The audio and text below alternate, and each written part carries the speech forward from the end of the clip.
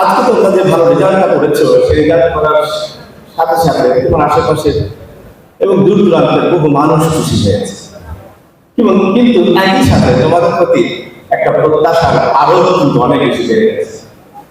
আগামী দিনে তুমি আরো ভালো রেজাল্ট করবে, সেই প্রত্যাশা নিয়ে তোমার দিকে দিয়ে থাকবে দেশ, জাতি, এদেশের মানুষ। তুমি এইচএসসি রেজাল্ট করার দিয়ে এবার যত মানুষ তোমার রেজাল্ট শোনার জন্য অপেক্ষমান ছিলেন, তার অনেক বেশি মানুষ হয়তো এইচএসসি বা আদিম পরীক্ষা রেজাল্টের শোনার অপেক্ষমান। তোমার ইউনিভার্সিটিতে ভর্তি রেজাল্ট শোনার জন্য আমার মানুষের অপেক্ষমান থাকবে। তুমি বড় হওয়ার পরে তুমি দেশের জন্য কি করছো, জাতির জন্য কি করছো, তুমি ভালো মানুষ হিসেবে বেড়ে উঠছো কিনা সেটা বোঝার জন্য প্রচুর মানুষ অপেক্ষমান থাকবে। এই প্রত্যাশার যে বোঝা, প্রত্যাশার যে ভার, সেই ভার বা বোঝা কিন্তু তোমার কাঁধের উপরে বসে গেছে। আমার ভাই, আমার বোন, তোমাকে আমি স্মরণ করে দিতে চাই, তুমি এই প্রত্যাশার গুরুত্বটা অনুভব করে এটাকে আমানত হিসাবে নিয়ে আগামী দিনে ভালো করবার জন্য তুমি দৃঢ় থেকো। আমরা যেই দেশে বাস করি, এই দেশে ছোট্ট একটি জায়গায় 18 কোটি মানুষ বসবাস করে।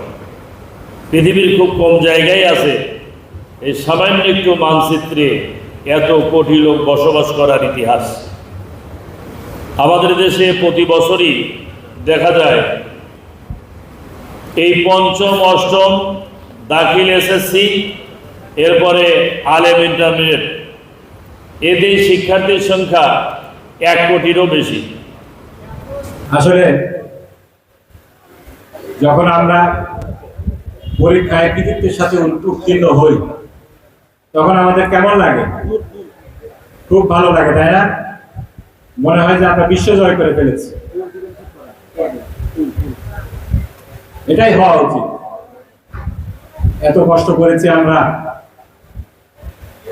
3-4 মাস পরীক্ষার আগ পর্যন্ত কত কষ্ট করে পড়াশোনা করে।